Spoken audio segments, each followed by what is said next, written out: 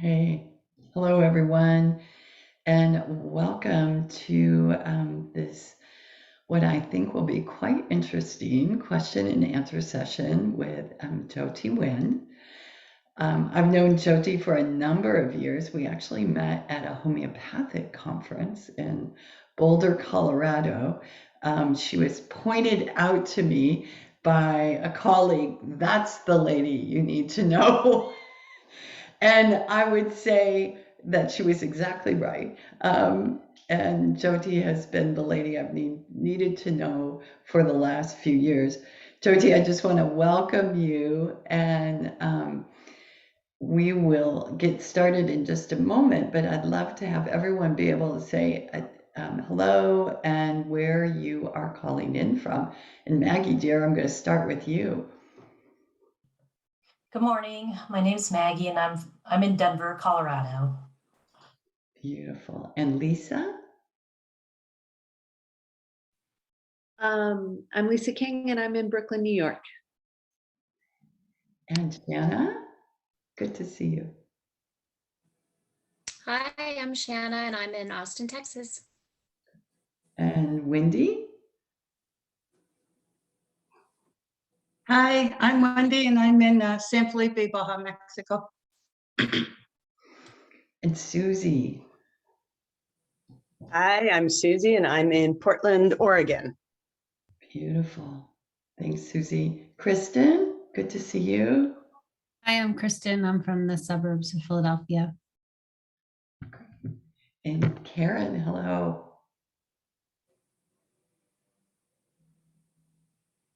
I'm Karen from Winona, Minnesota. Thanks. And Bridget, hello, dear. Hello, I'm Brigitte from Belgium. And Yatrika? Hi, I'm Yatrika from Los Angeles, California. Okay, and thanks, Yatrika. And Danielle? I am Danielle. I'm also in Los Angeles, California. Beautiful. Okay, I'm going to ask one more time because I have a very empty chat for a question and answer session. So if you've shown up today with a burning question, this is not a shy group. So please go ahead and type that question that you're sure is really silly into chat, because it's probably not. And then I'm going to ask that we don't use chat after that, and I'll just field questions as needed. And while we get ready to do that, and in the introduction and prepare ourselves for Jyoti's questions, I am going to read one of the poems from one of Jyoti's books. This is In This Moment. Jyoti has many talents, and poetry is one of them as well. So I've picked one from this morning. And if you want to just take a moment, quiet yourself, close your eyes, down deep in the quiet part, I sit with myself and all those other beings who keep watch. The world of humans has its own agenda. The helpers navigate closely on their heels, ready to shift and change outcome. The watchers notice the way the human mind deduces, plots, invents, and is ready to shift the energies when needed. So, with your own words there, Jyoti, I want to welcome you in, and perhaps you can just introduce yourself a bit, and then we'll start in on those questions. Hi, my name is Jyoti Wind, and I'm presently in Virginia. And I normally live in Boulder, Colorado. I'm visiting family. And I have a background for the past 50 years in metaphysics and astrology and writing and herbal and alternative and homeopathic medicine. I came to shamanic work about 35 years ago, and used it more in my relationships with my clients for soul retrievals and bringing pieces back for them that seem to be missing from different traumas in their life.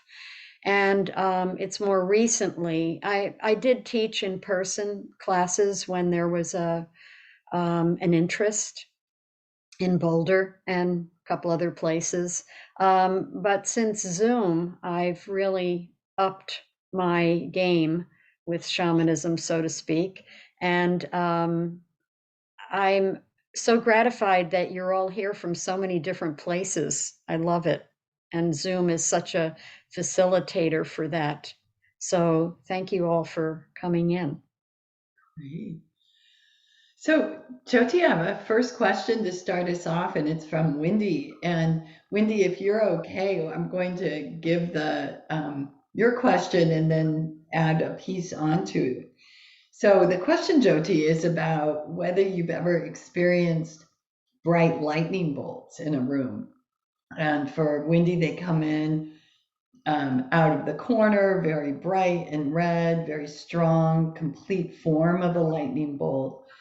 And I believe I understand the message, but it's also a very challenging message. I'm not sure if I can do what's being asked, and I'm not sure how to handle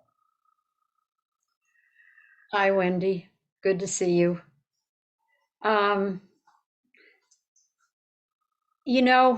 Everybody has their own divination methods or how spirit or the universe speaks to them. And so I would think, for myself, I don't see lightning bolts.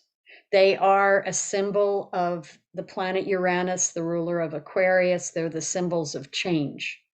And being red, I would think that they could be meaning changes on the physical plane, because red is the color of the first chakra, which is about survival and is about, this human plane of energy.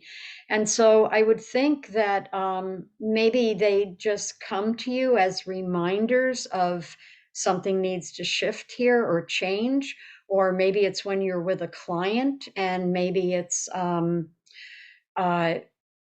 just kind of a pay attention, notice what's going on in the moment, notice your thoughts or the conversation, or just something that's trying to kind of get your attention in that moment. Does that make sense? Yeah, that makes sense. Yes. And I see them at night, not during any time with clients. It's usually in the night. I'll get woke up with something that hardly makes a noise, but it'll bring me straight out of asleep. And then they're really bright white and red, and they're very pronounced. And voices come in around it. And the one voice is my sister, because I hear it plain as can be. And they've been really strong messages. And pro-life and positive, forward-moving kind of messages? Yeah, but the one message was really strong, really profound, and it was to deal with my mom and that her passing will be soon. But I'm not to leave Mexico to go to Canada. I'm to stay right here and not to go anywhere, which is kind of hard because it's my mom, right? Yes. But I was told very strongly, don't go if that happens. Well, you know as well as I do that geography is relative. On the spirit plane, where you might surround her in light and offer prayers for her, there is no distance, and you'll be right with her spirit when it's happening, or shortly thereafter, that you would hear that she passed. And so you can be with her spirit, which is to me better than being with her body. I mean, even though we hold space for other people while they're going through those kinds of transitions, um, it's relative. You know, you're there with her spirit and can help her cross over, or offer prayers, or ask for protection for her, and light. See her surrounded in white light, and you can do as much or more wherever you are and wherever she is. Right. I'm doing a lot of that now. Like I've already, since the first huge experience with it, I've been doing that every day. You know, Okay. I've been sending her healing, and I also call her every day Yes, and check in good. with her. Sure, Yes. absolutely. Absolutely. Yeah. Good. So that Okay. was maybe just a reminder or a good piece of advice for you, because your kind of probably knee-jerk reaction would be, yes, it's my mom and I need to be there, and let me hop on a plane and go see her even now. You know what I mean? Right. Yeah. Yeah, but it sounds like the advice was to be more grounded, more stable in your own space, where you could help facilitate her on a spirit level. Okay. Yeah. That's great. Thank you, Jyoti. Oh, you're That's welcome. more of a confirmation. Yeah, Yes. thank you. Yes. Okay. Great. Thanks, Wendy. Thanks, Jyoti. So the next question comes from Yatrika. And Yatrika's question is, how would you approach coping with and addressing climate change and world peace from a shamanic standpoint? It's such a huge question, Yatrika. It's so big and so broad. However, you know, people lament to me sometimes, you know, what about world peace? You know, or when is this ever going to happen? And, you know, I've been wanting world peace my whole life and it's still not happening. And it might sound flip, but, you know, I say to them, when everybody wants world peace, we will have world peace. There's no question, but not everybody wants it, so it's not happening. You know, I mean, yes, there's a 100th monkey syndrome. When enough people want it, it will just naturally start turning over that way. And maybe in some areas, we've already started that process, you know. So from the time, this might sound irrelevant, but I'm an Aquarian. I have tangential reality. I'll bring it back around. From the time I knew that my son's wife, my daughter-in-law, was pregnant, I started surrounding that baby, that fetus, in white light, and have all the days of her life, and she's 18 and a half. And so that's my way. When I know someone is ill, all the members of my family, sometimes I remember my relatives who have passed, and I just surround them in white light. That's what I know to do, for whatever they need. It's not my agenda. I just surround them in white light and go about my day, and they go about their day. They don't, half of them don't know. And but they're the people in my care.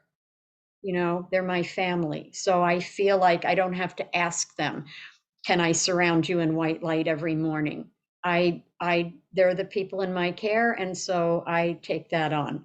So I think that we contribute to world peace in our own way, our own prayers that we offer. If we, in the morning, if we honor the directions, or the grandmothers, or whoever we look to for sanctuary and support, I think that we do our part in that way.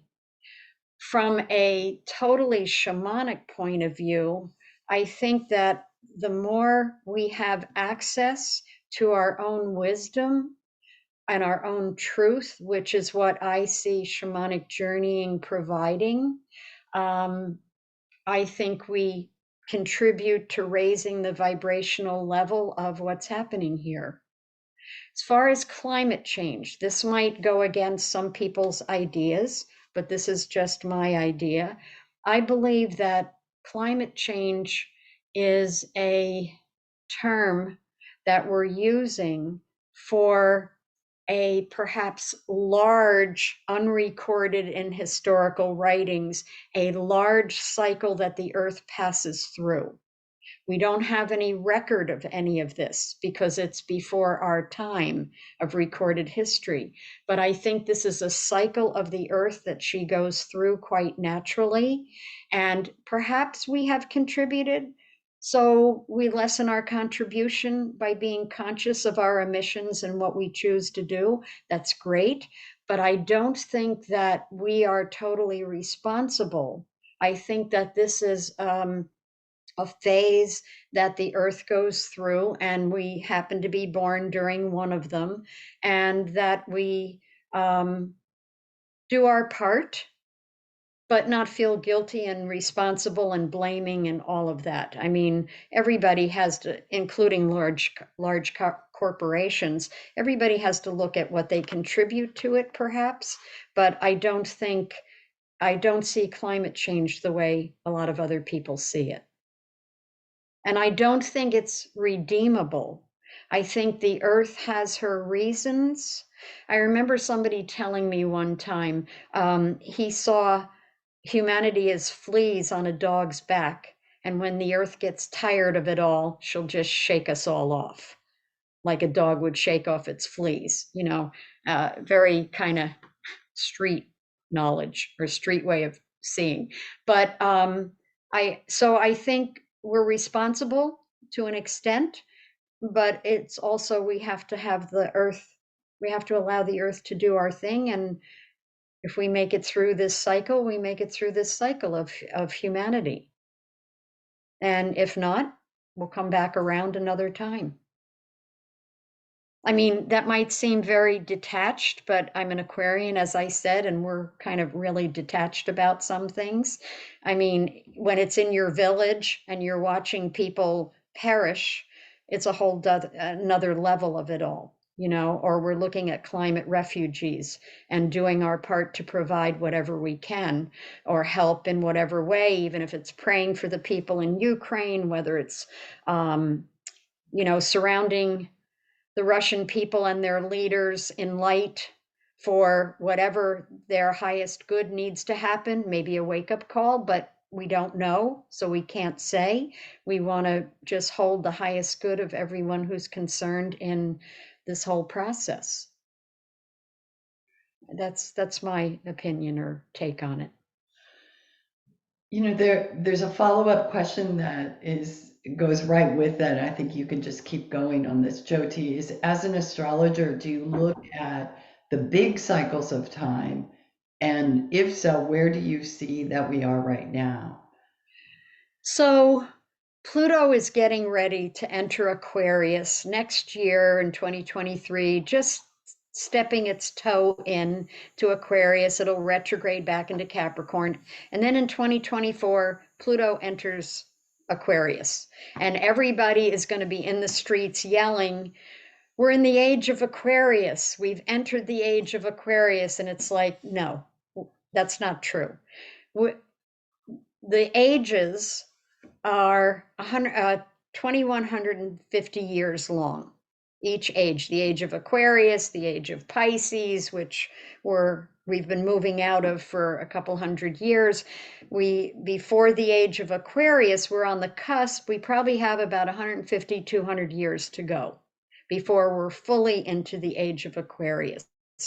This is the big 25,000 year cycle. Okay, it's called the precession of the equinoxes, but whatever. So where we are is that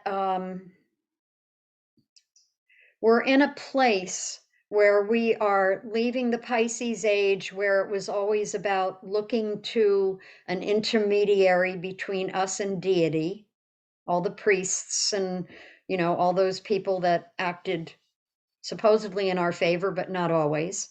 And we are looking how to access deity ourselves, because that's what the Aquarian age promises, in a sense, that we have access to our inner wisdom, our higher self.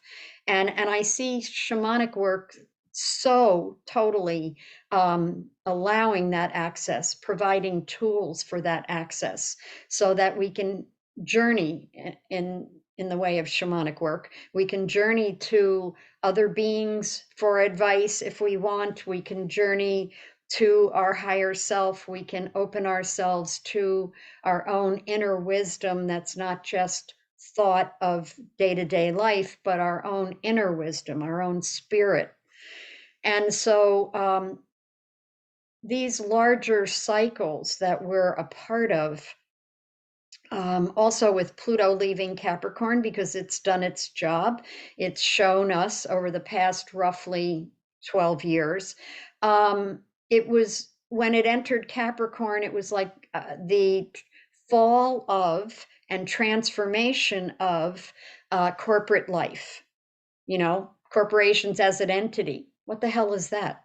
You know what I mean? So it's entering Aquarius soon, and it will show us on some level. I mean, Pluto is the Lord of the underworld. That's what Pluto is known for. It's about breakdown and transformation. And, you know, like with the plutonium bomb, when it hits, there's nothing left of what was there before. And so when you go through a Pluto cycle in your own personal life, everything's gone. Your car breaks down, your apartment house burns down, your lover leaves. I use this example because I know somebody that went through exactly that. She lost everything, sitting on a curb with the fireman hosing down her apartment and nothing left. And that's how Pluto works. So Pluto works first to break down what is not functional any longer, and then starts the process of transformation with breakdown first.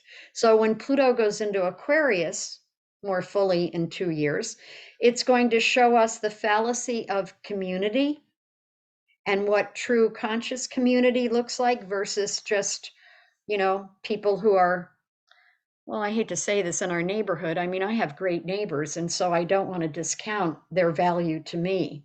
But it's going to show us also about AI, artificial intelligence. It's going to show us kind of Aquarian models that we think would really take us into a better place, but also see some of the downside of some of those things. And it's going to show us our humanity or lack of humanity and how we help and how we rise to the occasion or don't. Aquarius is very individualistic.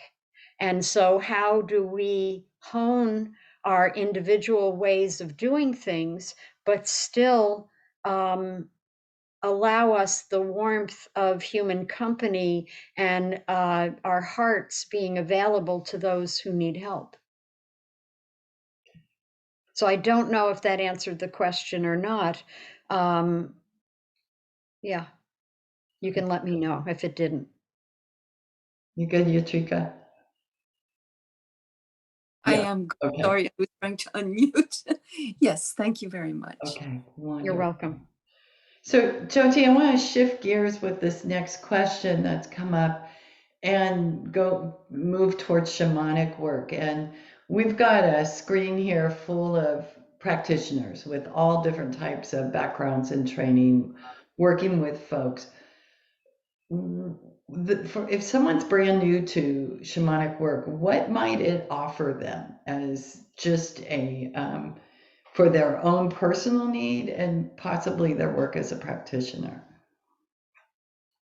You know, there's probably 10 things I could say, but the one thing that really comes to mind and stands out is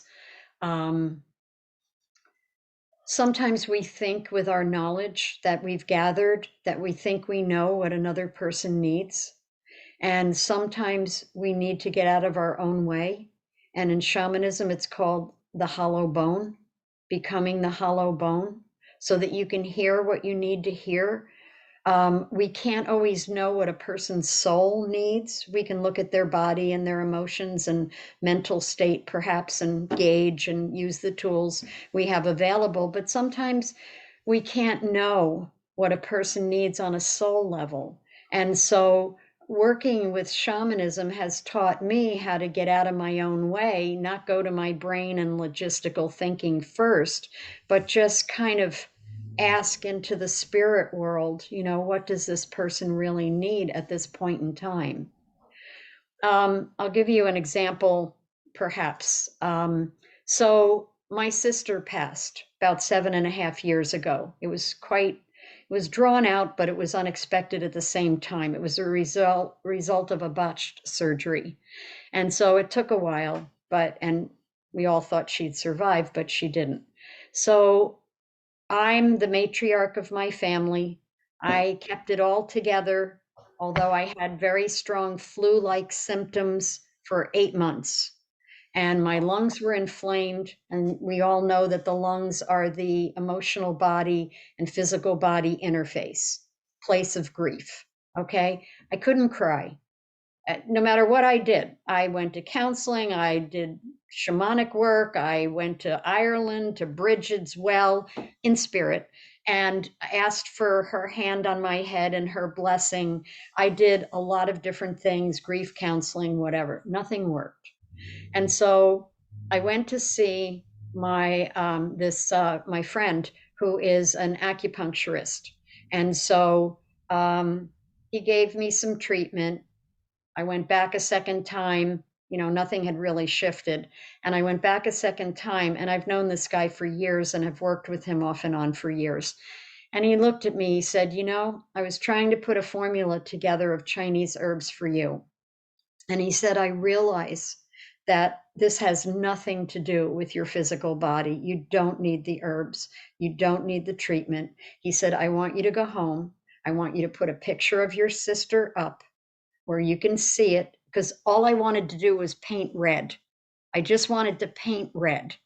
And so I had my paints out, I had paper on the floor and on my kitchen floor and ready to paint. I put the picture of my sister up. I put some music on the computer, just random stuff that would play one after the other. And he said, I want you to talk to her. And so I said to her, I'm so sorry, Kath. I'm so sorry. With all the alternative methods I've studied, that I couldn't save you, that I couldn't help you.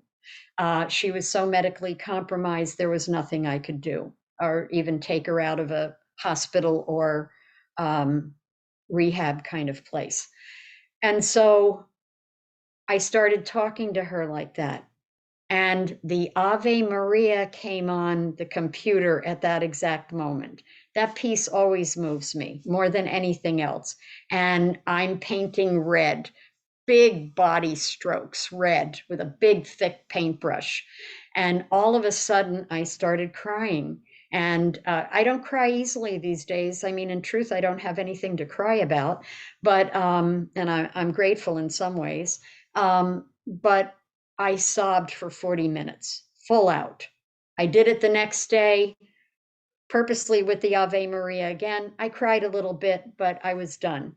My kids had talked me into going to a pulmonologist to have some x-rays of my lungs. And so I went back to him. I was due back to him like 4 days later, and he goes, get out of here. He was a Brooklyn guy. And he said, just get out of here. You're fine. I said, what about the inflammation in my lungs that's been going on for 8 months? He said, there's nothing there. You're fine. I said, can I tell you what I did? Do you have a minute? And I told him. So to me, he was tapping into a much deeper level of what my soul needed for me to experience, and a different way for me to express, because all the therapy, everything else wasn't working. When I was painting red, which I had this drive to do, I felt like I was painting the inflammation out of my lungs onto the paper and letting it go. And I was done. So we can't always know what a person's soul needs. However, I find in shamanic journeying, I'm closer to that because I'm talking sometimes to the person's spirit. My allies, the beings who work with me, take me to that person's spirit, or take me to one of their helper spirits, one of their allies, who let me know what this person needs. Sometimes it's a physical modality. Sometimes it has nothing to do with that. Sometimes it's, I'm told, tell this person to go find a body of water and just pull things out of their heart and throw it in. It's as diverse as that versus tell the person, like, I'll give you an example. So there was a woman who was an astrological client of mine for years. And she came to me one time and she said, Jyoti, I think I need something else. And she said, I want to start a family. I want to have a child. And some of you have heard this example before. But I've had abortions and I was using it as a birth control method for a lot of years. And my body is naturally rejecting the pregnancy. So I journeyed for her. It was owl medicine that she carried. And owl medicine, I find, always has homework. When you come back, when you're dealing with a person with owl medicine, owl was her ally, owl spirit. And so what I was told was to ask her to have her draw every morning, draw a picture of a family. Could be her and 2 dogs, could be a person and a child, a single mother, could be a full family of 4 to 6 people every day for a month. And at the end of the month, to put all those pictures up around her living room and just sit in the middle of the room and meditate and just take it all in, and the healing would be done. And it was, she had a son. Not long after that, about a year. So she got pregnant roughly within 3 months after this whole process, and the pregnancy was fine, no problem. Was it letting go of any guilt she carried in doing this homework? I have no idea. But it was part of her healing that spirit told me she needed to do. And for her, it worked. I might say somebody else needs to do this. I don't know what they need really, and it might not work for them, and it's not a tried and true method of healing. But for her, it was exactly what she needed at that time. So in journeying, you learn how to get out of your own way and trust. It's big on trust. Trust what you're getting inside. You learn to trust yourself more, and you learn to be open to information or ways of doing things that you might not have worked with before. And so from basic shamanism, there is this theory that when a human child is born, a shaman in some dimension calls the circle of beings, animals, mythic beings, anything, and asks one to step forward that will walk with this human child who is so separated from his own instinctual nature because of the ultra civilized life we live and culture. And will a spirit step forward to walk with this child for the whole of their life, or at least for now? Sometimes they leave, we don't know why. And then a shaman calls the circle again and asks for a being to step forward that will continue walking with this person. And so that being one among several, a lot of times, that walks with you. You can think of your favorite animal as a child, mythic or real. You can think of what you're drawn to, what you have icons around in your house or pictures of. Can it be anything from a unicorn to a mouse? Chances are there's some correlation with the symbolism of that particular being and what you need right now. I remember years ago, and this was fed back to me more recently. I'd forgotten all about it, but I remember telling this young woman of this dream I had. We're like extended family. There's no real name for our relationship, but in this culture.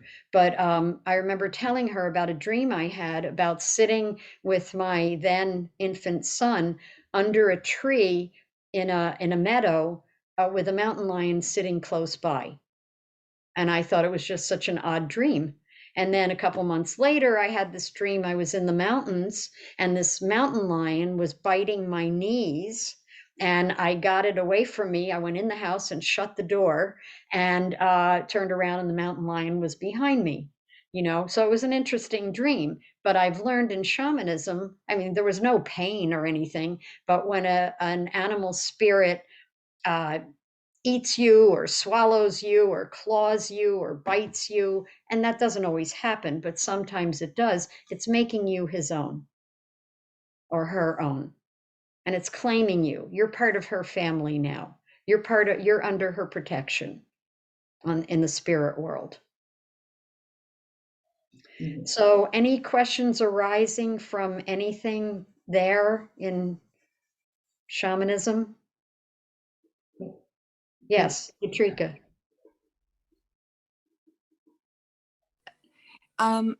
Well, it's very interesting that you said that, because I used to have a lot of recurrent dreams that had to do with big wildcats, and they were all catching me and eating me. And at first I was scared, and eventually I would just surrender to them and say, okay, I can't, you want to eat me? Okay, eat me. And that's, but it was a number of cats, there were leopards. At some point, I dreamt of being in in the house that I grew up in when I was a child, and looking out of the window and seeing that in the garden there were just a pride of lions and all sorts of really big wild cats that were roaming around. And at first I was scared, and then I decided to surrender to them.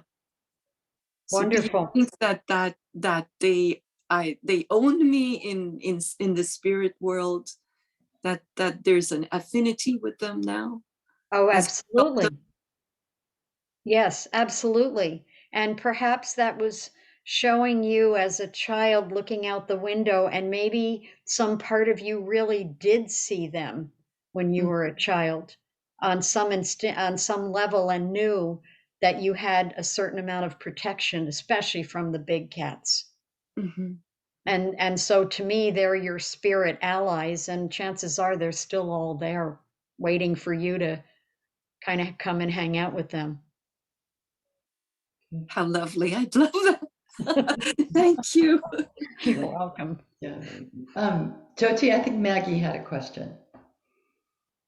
Well, I'm so glad you mentioned this. So when I was a child, I had a dream about wolves eating me, and it's just always been a vision that's really stuck close to me. But when I journey, I can always see a couple of female wolves they're always in the distance and sort of just watching and waiting. And they're not actually my primary spirit animal, but they are always there for me. And I've always thought about that dream. It stays with me until this day. So I'm really glad you brought that up. Yep. Amazing. Yeah, they're waiting, and they're keeping watch and making sure you're safe. I mean, that's my opinion. And the ones you're working with more closer in, maybe more relative to this phase of your life or what you're going through or learning. Wolves teach us about relationships. There's the lone wolf, but then there's the den, and the wolves gathering together and forming packs and hunting together and having a sense of community, and everybody knows their place in it. So I always see, I don't know what what's his name, Ted Andrews, in his book Animal Speak, I don't remember what he says about the meaning of wolves, but I do know it's about relationships. Maybe while we're on this theme of animals, does anyone else have any animal questions? Danielle, yeah. I wonder if you would just maybe speak a little bit about bird medicine, because two different birds always seem to show up for me. I don't know if that would serve anyone else. I'm curious, are you an air sign? No, but I have a stellium in Libra. Ah, there it is. Yeah, I mean, they're creatures of the air, and birds are messengers, and they bring us information from far off places. They can help us in spirit form fly to other dimensions, the lower world especially, or the upper world. And they're protective companions, protective spirits. Depends on the type of bird more as far as, individual meaning. But more than anything, they're messengers, I think. Thank you. Yeah, I like bird medicine myself. Love it. Thanks. Yes. Hi, Jyoti. Hi. I'm very much a beginner when it comes to the journeying. And I'm in my waking life, I'm very animal centric. So when I do journey, I feel like so many animals show up, and I don't know if that's just that's just my thing, my energy. And I really can't sometimes make out, which is there one there at that time that is, wanting to help, or there's just so many show up, and I'm not really sure how to, navigate that. Okay. Not that I mind, but No, of course not. When we journey with intention, we get more focused rather than, just anything happening. So I always recommend journeying with an intention, and that was always recommended to me. I mean, there's times you can journey and just go meet ally spirit and romp and play and, whatever.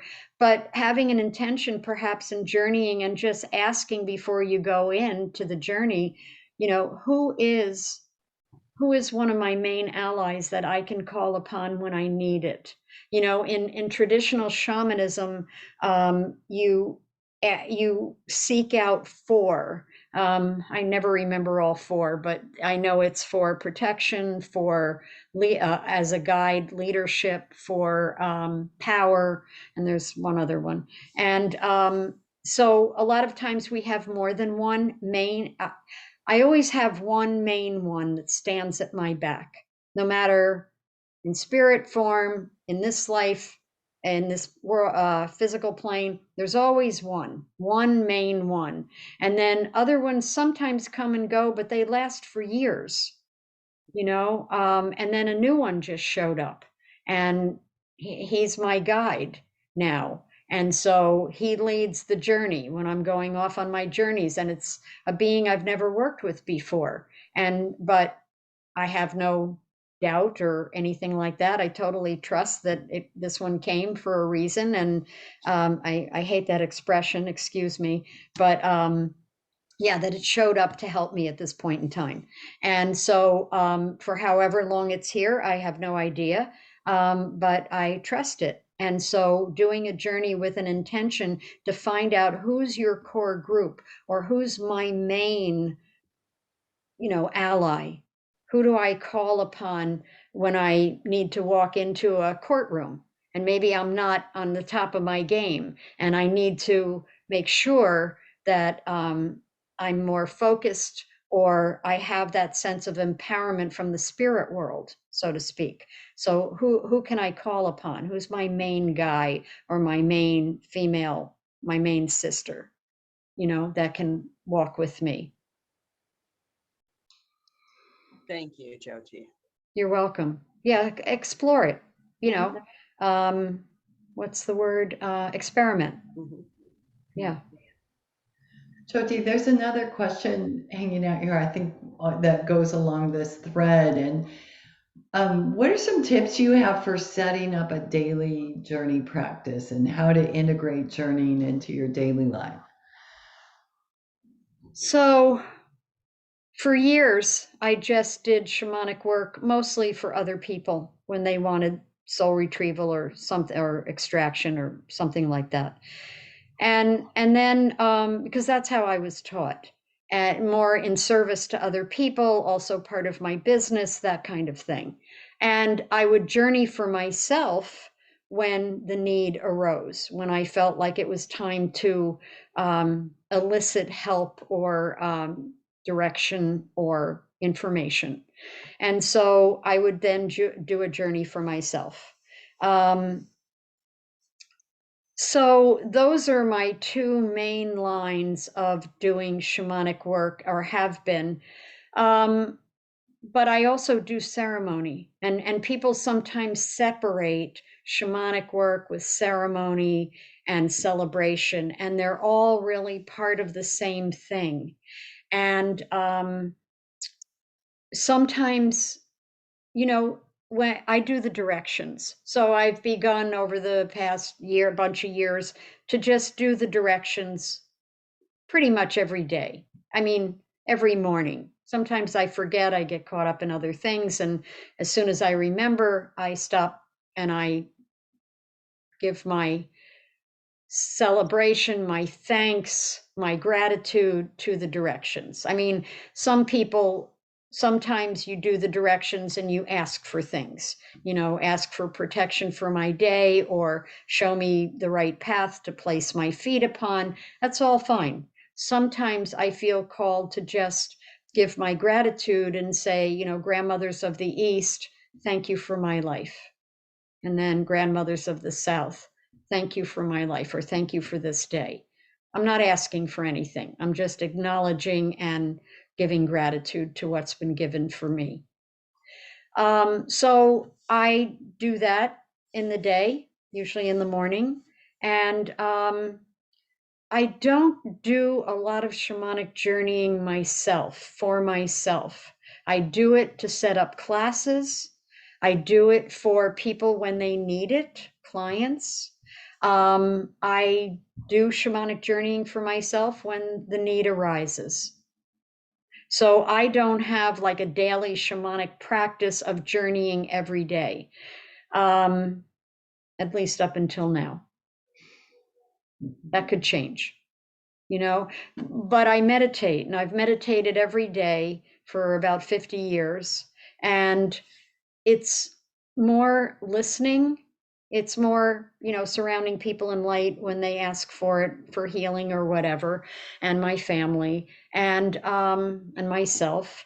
And sometimes I hear things in that meditation. It's not so much about quieting my mind. I mean, it is, but I remember talking to a guy who teaches shamanic work, and he said to the group, we were on Zoom, and he said to the group, how many people here meditate? And so a few of us put up our hands, and he said, stop it. That's just what he said, stop it. This isn't about blanking your mind, quieting your mind. It's about getting information for what's needed at the time. And I thought, that's well and good, but meditation for me comes first to work at connecting to my higher self.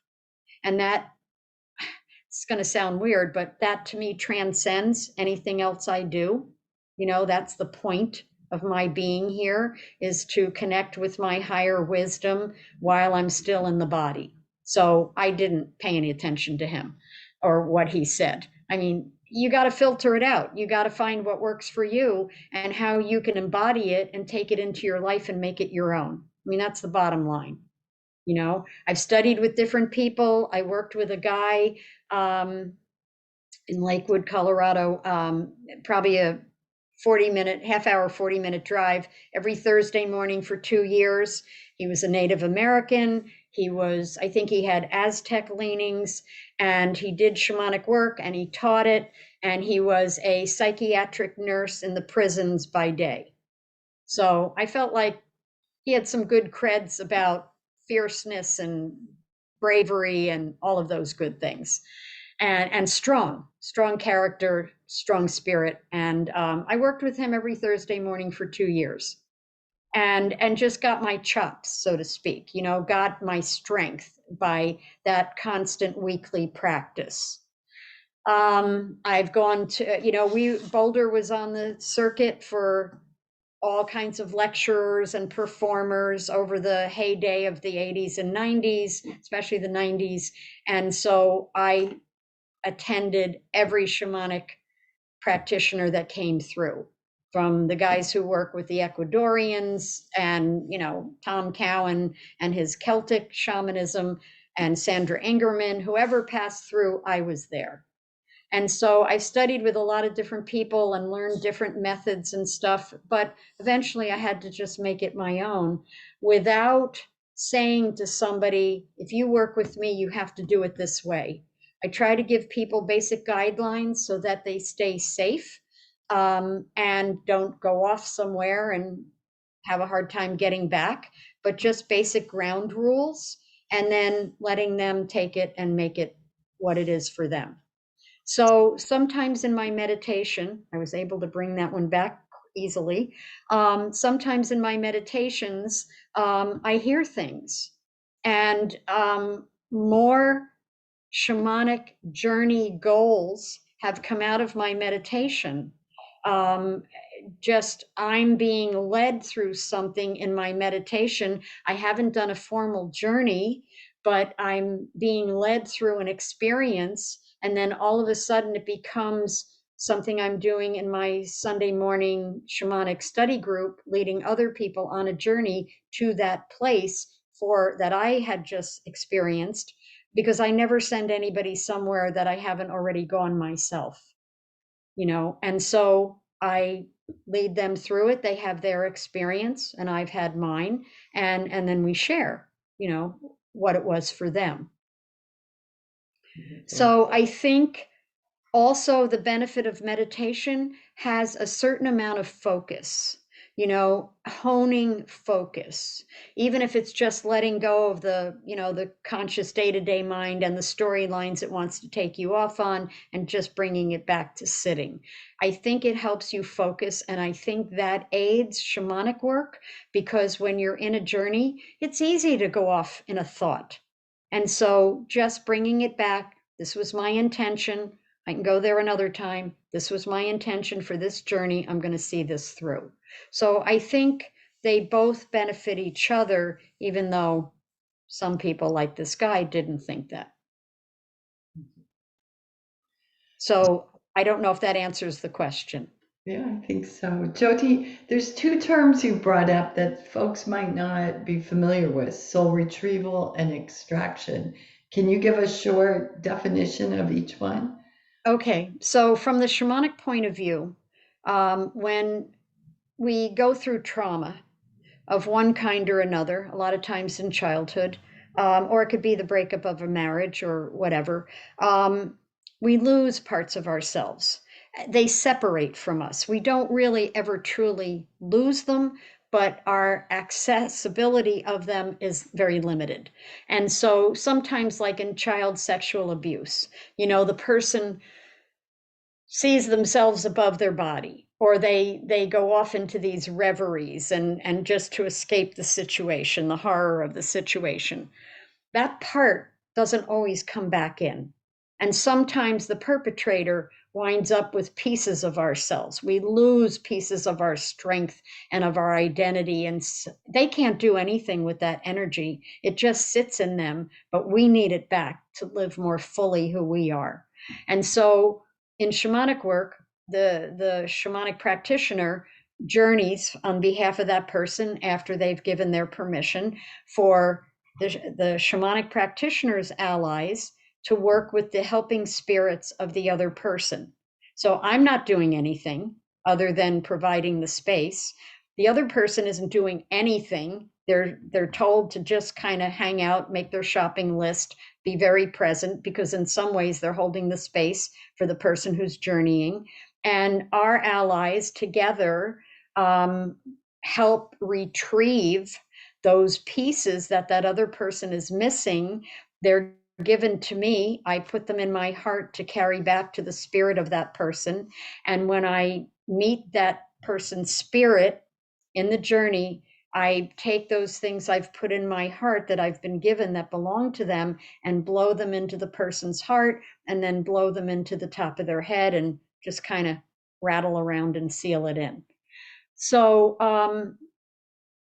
I won't go into it, but there's so many stories. I've done so many soul retrievals over the past 35 years or so, and they're all different. And the results the solutions are sometimes like a Christmas miracle.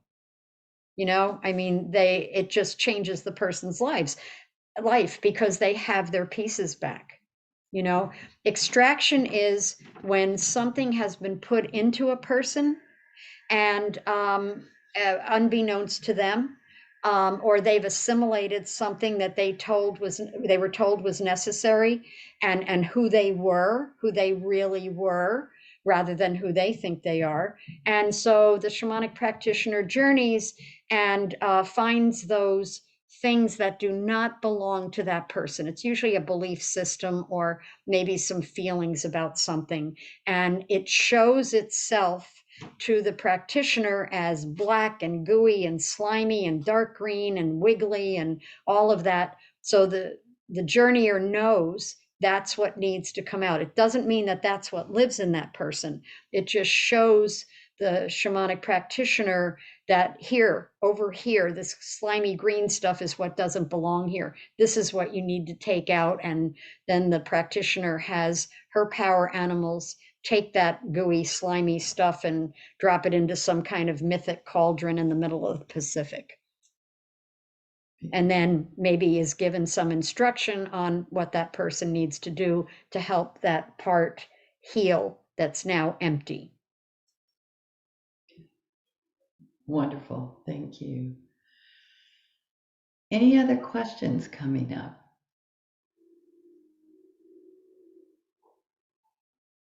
Based on anything Jyoti said. Yatrika. Sorry. I'm so sorry that I'm the one asking so many questions. This question harks back a little bit to what Susie was saying. And when I journey, I always get a different animal. And I have not journeyed a lot. You know, it's not like I am fairly new to journeying. I meditate more than journey. And I'm always wondering whether it's my imagination or whether I'm tapping into my animal spirit, and which one is truly my animal spirit if there are so many of them. They don't all come at the same time, but every time it might be a different animal. So it may be at this point in your learning that maybe they have messages or something to give you, experiences to give you. I would journey, like I mentioned to Susie, I would journey with the intention of who are my power animals, and specifically, is there a main one that I can call upon when I need that? Or that will be my main guide for a while. It's interesting when I think about it, because my main power animal rarely shows up in my journeys. I mean, did in the beginning, but now just stands at my back all the time. And there are a few other ones that have taken the place of guides. And I work with a bunch of them. And sometimes, you know, I remember journeying one time and this silhouette showed up as my guide. Went with it, had a great journey. You know, there was something you said about in the beginning that you mentioned. I don't remember what it was, part of your question. The meditation and the imagination. Yes, got it. So the main thing in shamanism is you have to trust your imagination. You absolutely have to trust your imagination, because why would this set of circumstances and this vision and this experience show up when there's 60,000 other things that could have shown up instead? Okay. I don't know if there's background noise, but some people just came in, so I apologize. So I have a friend she was in Tucson at the time. I went to visit her. She said, "Oh, since you're doing this stuff these days, why don't you, I have a drum. Why don't you drum for me while I journey? And let me see if I can do it." I said, "Sure." So I started drumming. She laid down. I started drumming. And after 5 minutes, she sat up and she said, "I can't do this. My mind is all over the place. And I'm just making this stuff up. I know I'm just making it up. And I said, Benita, trust your imagination. Just trust what's happening. It could be a myriad of other situations, but this is the one that's showing up for you right now. It must have meaning for you. Just go with it. Trust your imagination. Doesn't matter. What harm can it do? You know? And so she did, and she had a great journey. Mhm. So it's about trust. It's about getting out of your own way, thinking you know what people need, or thinking you know how the journey should go. You know, you can have an intention, but thinking you know what you wanted, not so much what you want to do, that's kind of an intention, but how you think it should look or how you think it should go. You got to get out of your own way. And that's becoming a hollow bone. And how that translates into every other part of your life, you'll be amazed. You'll be amazed how much you get out of your own way in other life situations. So bringing it back to the daily practice kind of thing, as you journey and strengthen your relationship with these beings and your own facility in doing that kind of work, it bleeds out into your life and it changes you. It absolutely changes you. You trust on a deeper level, usually.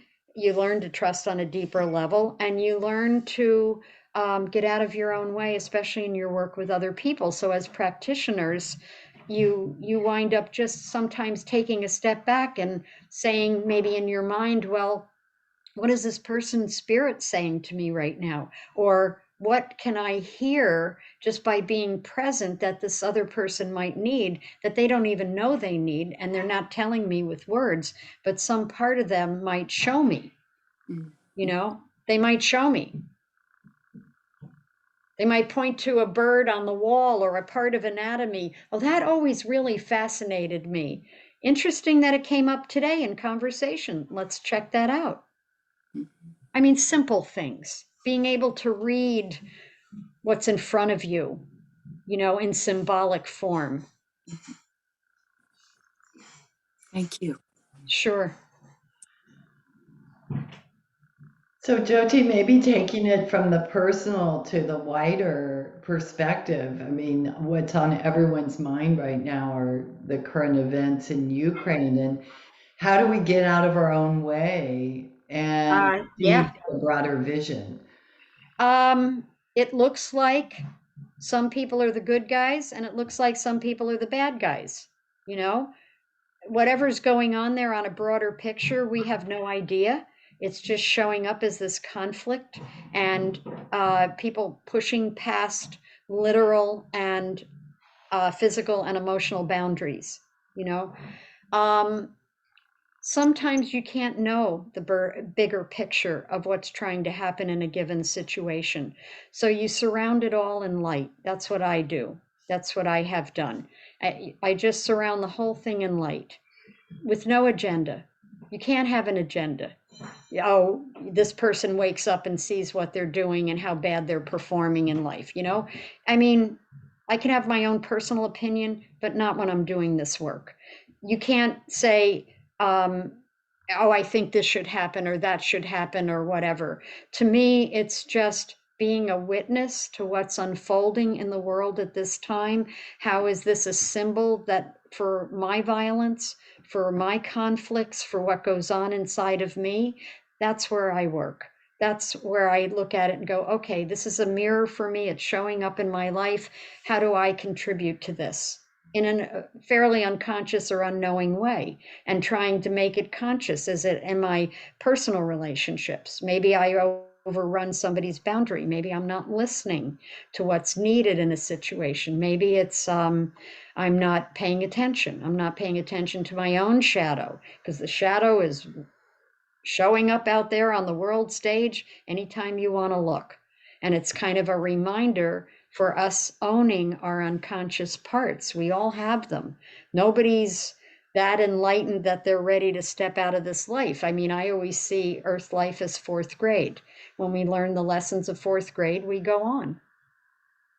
I remember my grandfather at 89 saying to me, I pray to God every night to take me and he's not listening. I said, Pop, life is like fourth grade. You haven't gotten it all yet. When you get it, you'll go. You'll be ready to leave. You just haven't gotten it all yet. Whatever it is that he needed to get.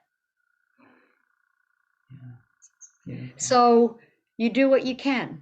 You know, there's a group called, I'm probably going to not get this. Lauren, do you remember that group that goes to places in spirit? Society for Shamanic something? Shamans Without Borders. Shamans Without Borders, that's it. And so there's a group, you can find them online and you can join. It's free and they notify you. It's like the healing circle that you guys have done here and there. They will notify you with an email a couple days ahead usually, and then they have a certain intention someplace in the world that needs help, just needs light, and they will all journey to, the group journeys together in their own individual way and shows up at the site. They did it for I think they're out of Fort Collins, or one of the managers are out of Fort Collins, and they did it for the Marshall Fire that we had outside of Boulder. And I was quite surprised that they chose that and very gratified because I had already been doing some things, but they take you on a journey or have you just go off. They all assume that you have some skill in that way, and you journey to the site and you just notice what's happening. You notice how you're feeling. You notice anything that your power animals are wanting you to know and telling you, and you just basically hold the place in light. No sides, no opinions. You're a hollow bone. You're just channeling light to that situation. So you can also do it with the world, you know, with the globe in your morning meditation. I mean, I do that with the world, not so much shamanic work that way, more of a visualization. I just visualize the earth and all her people, all her beings, and surrounded in light in the morning in my meditation. And then I go on with my day. I feel like that's what I can do. If something has my name on it, I will step up and do something else. Beautiful. Thank you. Well, let's field one more question here. Is there anyone that hasn't asked a question yet that might have one? Don't want you to go home without having your questions answered. Coming up.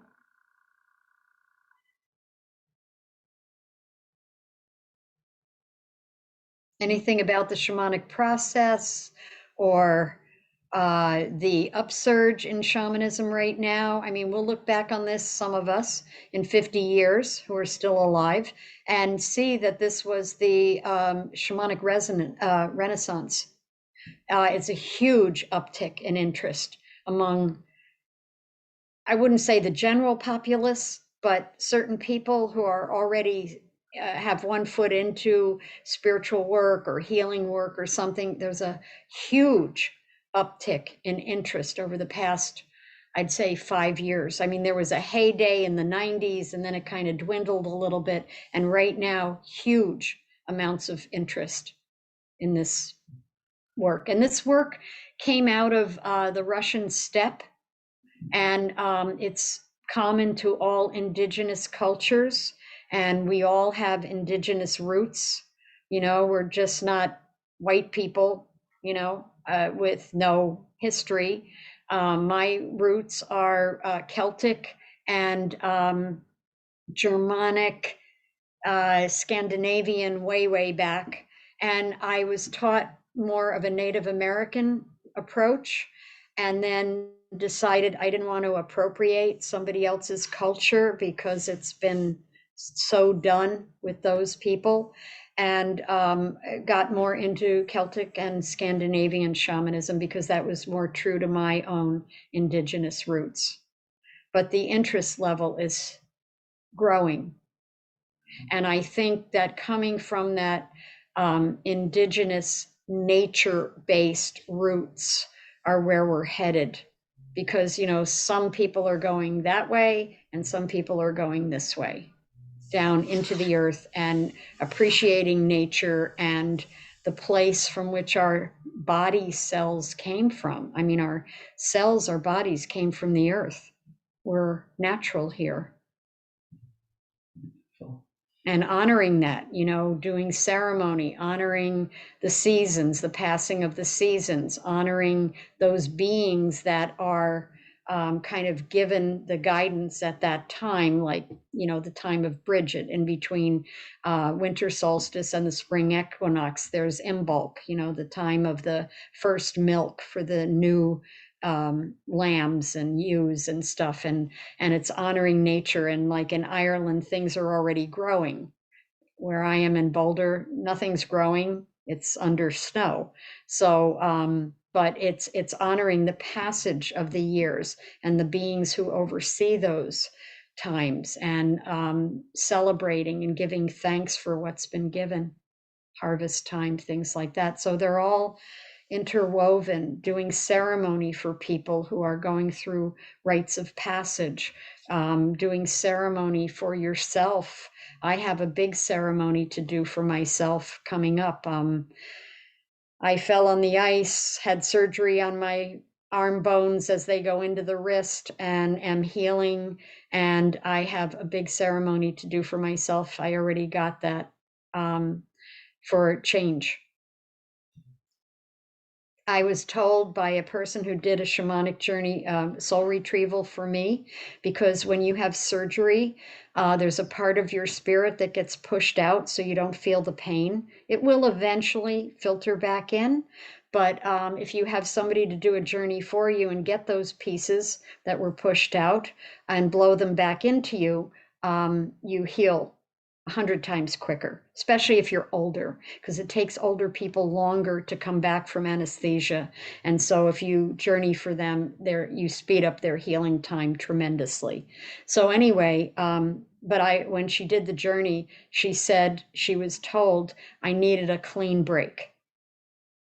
And I broke 2 bones, the bones in my arm. I needed a clean break and to go forward, and maybe having my work look a little differently, my path look a little differently. And I have no clue what that looks like, but I'm sure I'll be shown. Well, Jyoti, I want to thank you so much for generously sharing all your wisdom and experience with us today. Sure. My pleasure. Yes, Yes, Wendy. it's like Wendy. Jyoti, are you going to be teaching psych pump? Did I say that right? Psych pump? Psychopomp work. Psychopump work, yeah. Yeah, Are you going to be teaching that? Yeah, in April. Okay. I've had to put it off because of this whole situation, but yeah, I'm planning mid-April. So psychopomp is a Greek word, and psycho, like psyche, is the Greek word for soul, and pomp is guide or leader. And so psychopomp work, you pretty much have to have a good relationship with your allies, with your spirit guides and stuff. It's deep work. It's considered advanced work by most people who teach shamanic work. And it's teaching how to guide souls when they've passed out of their physical body. There's souls that get stuck between the worlds. We call them ghosts. We call them hauntings. We call them, you know, I mean, it's just people who are stuck. In Catholicism, it might be purgatory or limbo, you know, I don't know it from that perspective, even though I was raised that way. But so it's helping people who are stuck, who can't find the light. And so you open a portal to the light and help them across the bridge. Beautiful. Lisa. Okay. Lisa. How does that relate to, in the Celtic tradition, keening? Is it the same type of work? I don't know that keening involves shamanic journeying. Okay. And that might be something I just don't know. Okay. You know, I know keening comes from a deep lament, an expression of the suffering of the loss of the family or the community. I think it can be, the sounds be a guide for people who are passing over. It's not something I've studied. I don't do that. Okay. Yeah. Just curious. Thanks. Well, if you find more out about it, bring it to whatever group I'm in, and I'd like to know too. Okay. All right. Thanks. Beautiful. Anyone else? Okay. Well, I want to thank all of you for taking your time to be here. I hope you received what you needed. I have no doubt you did. And Jyoti, thanks once again for taking the time to do this and spending time with us. If you are interested in connecting with Jyoti directly for work, I can certainly connect you. And if you'd like to be on our mailing list, Jyoti, is there an email address you're using right now? Wind.jyoti, and it's Jyoti, wind.jyoti@gmail.com. You can also go to my website if you want to go and look around. Sometimes I post up on the headline the next classes and the second Sunday shamanic group. It's jyotiwindastrology.com.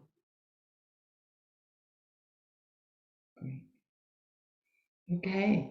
Thank you so much. Thank you all. And may I just say, Oh. everybody's welcome. I'm going to do the second Sunday in March. I think it's March 13th. And I'm thinking that the focus is going to be the Castle of Light, and that I'm going to lead a journey to the Castle of Light. So you have shamanic experience, you work with a being, at least several sometimes. So you're all, the only prerequisite is that you know how to journey. And so it's free and you're welcome to attend. And if you email and let me know, then when I send out the link, which will be closer to that date, you'll be included to get the Zoom link. That's a monthly free practice, the second Yes. Sunday of the month. Yes. Yeah, wonderful. Okay. Are we good? Okay. Thank you all. Thanks for coming along. Thank you. Thank you. Thank you.